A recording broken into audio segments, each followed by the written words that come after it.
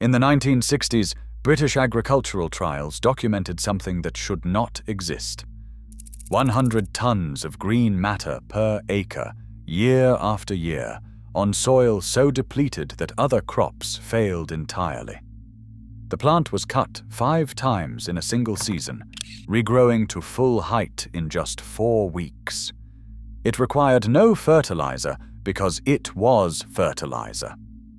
Laboratory analysis confirmed decomposition rates that defied every known measurement. While other plants take weeks to release nutrients, this one melts into the soil in 48 hours. A $230 billion industry could not allow this to continue.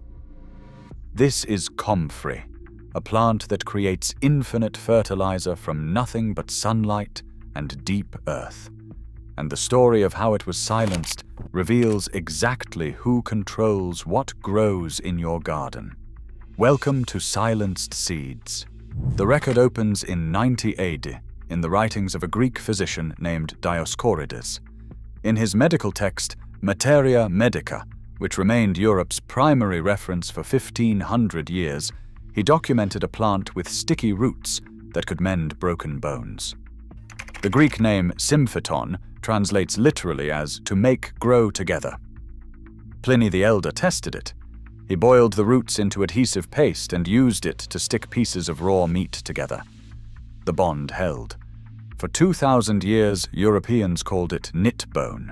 Healers wrapped fractured limbs with comfrey poultices. But in 1845, one man discovered its true potential, and it had nothing to do with medicine. Henry Doubleday was a poor Quaker living in Essex when the Irish potato famine struck. 1 million people starved while he watched, helpless. The images haunted him. He had failed at manufacturing starch. He had failed at producing glue for postage stamps. But he refused to stop searching for something that could prevent future famine. In the 1850s, he wrote to the royal palace in St. Petersburg requesting a specific Russian variety of comfrey. What arrived was something else entirely. An accidental cross. An F1 hybrid exhibiting genetic vigor neither parent possessed. Doubleday abandoned his other pursuits immediately. This plant produced yields no one had ever documented. 100 tons per acre on marginal land. He spent the next 30 years researching comfrey as the answer to hunger itself. He died at 92, still poor, still devoted to the plant he believed could feed the world. Then tragedy erased his work. His family burned all his notes. 30 years of yield data, cultivation techniques, and nutritional analyses vanished into ash. For decades, the knowledge slept. In 1948, a young horticulturist named Lawrence Hills discovered Doubleday's forgotten story and decided to finish what the Quaker had started. Hills founded the Henry Doubleday Research Association, collected comfrey strains from across Britain, and grew 21 varieties side by side. He tested every claim, and he documented what the fire had destroyed. By the early 1960s, one strain dominated every metric, Bocking 14. It was sterile and produced no invasive seeds. It resisted disease, and it delivered the highest nutrient content of any comfrey ever tested. Then Hills did something the fertilizer industry could not comprehend. He refused to patent it. Instead, he mailed root cuttings for free to anyone who requested them. Gardeners in England, farmers in Africa, experimenters in America.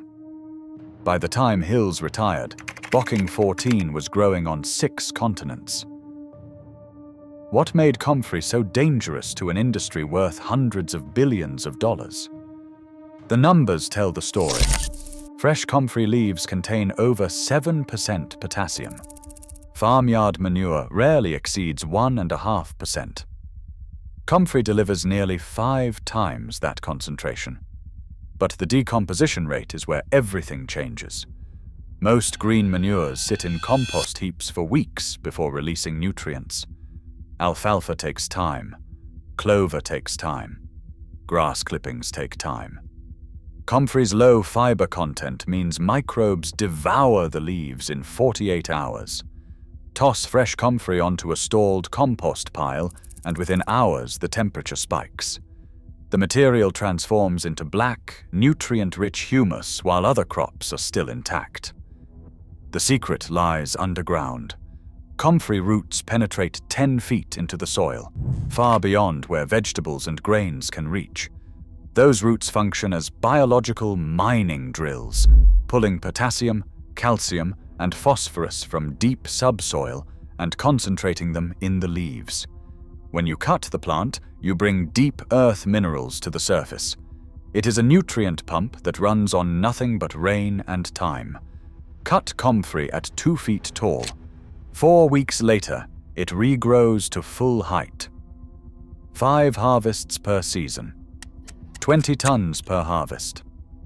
100 tons annually, for 20 years from a single planting. No fertilizer input required, because the plant is the fertilizer. So what happened? The global fertilizer industry generates over $230 billion a year. It depends on farmers purchasing nitrogen, phosphorus, and potassium in bags every single year, forever. The entire economic model requires crops that need constant inputs. Comfrey represents everything that model cannot tolerate. You plant comfrey once, you harvest for 2 decades. You need no synthetic nitrogen because comfrey's deep roots access nutrients other plants cannot reach. You need no irrigation after establishment because 10-foot taproots find water tables. You need no annual purchase. Ever. If every farmer had followed Henry Doubleday's research, the synthetic fertilizer industry would have lost its foothold before it began. If every gardener in the 1950s had planted Bocking 14, commercial fertilizer sales would have collapsed. And the industry knew it.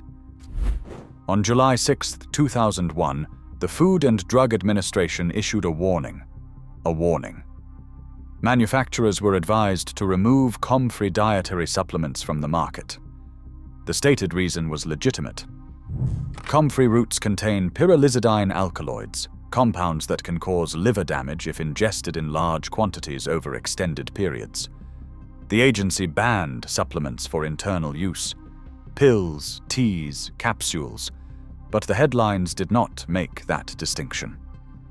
Garden centers saw the word toxic and stopped stocking comfrey entirely. Nurseries refused to carry it. The public heard liver damage and assumed the plant was dangerous to touch, to grow, or to have anywhere near their families. No one explained that using comfrey as fertilizer poses 0 risk to humans. No one explained that soil microbes break down the alkaloids rapidly.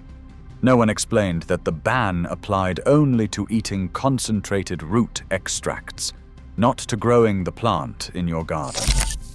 The result was surgical. Comfrey vanished from mainstream gardening within 5 years.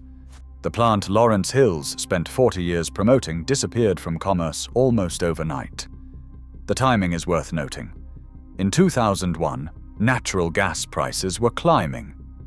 The fertilizer industry was consolidating into massive conglomerates, companies whose entire revenue stream depends on farmers remaining dependent.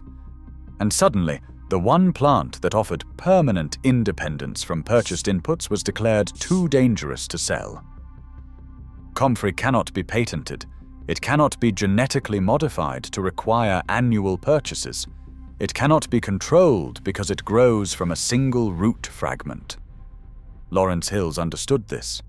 That is why he gave it away for free. He knew that for comfrey to survive corporate suppression, it had to be decentralized and impossible to monopolize, passed hand to hand between gardeners who understood its value. But it survived. The knowledge never died. Walk through any permaculture garden today, and you will find Bocking 14 growing in a corner, producing fertilizer that costs nothing. Root cuttings still pass between gardeners like quiet contraband. The plant Henry Doubleday found after the famine persists exactly as he predicted. Unkillable, unstoppable, waiting for the moment when dependence becomes too expensive. Established comfrey survives temperatures down to -30 degrees Celsius. It tolerates drought. It thrives on marginal land. And because Bocking 14 is sterile, it never spreads beyond where you plant it. Controlled abundance. Infinite fertility. For 20 years from one planting. Use the leaves as mulch around tomatoes and watch them thrive. Steep the leaves in water for 3 weeks to create liquid fertilizer that outperforms anything in a bottle. Layer fresh comfrey into compost piles to accelerate decomposition. The plant solves fertility without purchasing anything. Free. A $230 billion industry spent over a century making sure you never learned this. They convinced the world that fertility comes in bags, that food production requires annual purchases, that gardeners cannot produce what corporations sell.